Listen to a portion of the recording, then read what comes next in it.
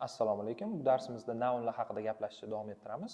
Agar oldingi darsimizni ko'rmagan bo'lsangiz, ko'rishni tavsiya qilaman. Sababi u darsimizda nounni ko'plik va birlik shakllari haqida gaplashgandik. Bu darsimizda sanaladigan va sanalmaydigan nounlar haqida gaplashamiz. Demak, countable degani sanaladigan nounlarga kitob, olma, apelsin yoki ruchkaga o'xshagan so'zlar kiradi. Ya'ni ularni son qo'yib sanasak bo'ladi. Misol uchun, ikkita kitoblar, 2 books.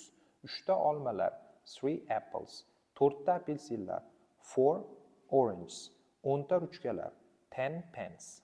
Uncountable degani sanalmaydigan nounlarga bizga milk, ya'ni sut, sugar, shakar, money, pul, water, suv kabi so'zlar kirishi mumkin. Bu so'zlarni biz bitta, ikkita, uchta deb sanolmaymiz.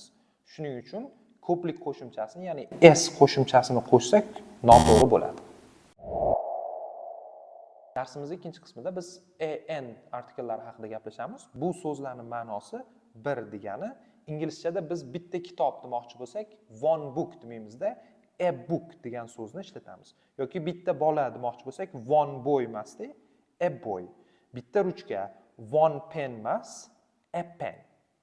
Demak, biz an artikellarini bitta degan ma'noda ishlatamiz. Bilan n nima farqi bor? Hozir shu haqida gaplashamiz. Biz ni undosh harflar bilan boshlangan so'zlarning oldidan ishlatamiz. Misol uchun a book, a boy, a pen. Bu so'zlarning hammasi undosh harf bilan boshlandi, shuning uchun artiklini ishlatdik. N bo'lsa unli harflar bilan boshlangan so'zlarning oldidan ishlatamiz. Misol uchun an apple, an orange. Lekin sizdan chiqarmang, an artikellarini ham sanalmaydigan otlarning oldidan ishlata olmaymiz. Sababi ularni bitta deb sanab bo'lmaydi. Shuning uchun a money, a sugar, a milk degan jumlalar noto'g'ri. Videoni ko'rganingiz uchun rahmat. Obuna bo'lib qo'yishni unutmang.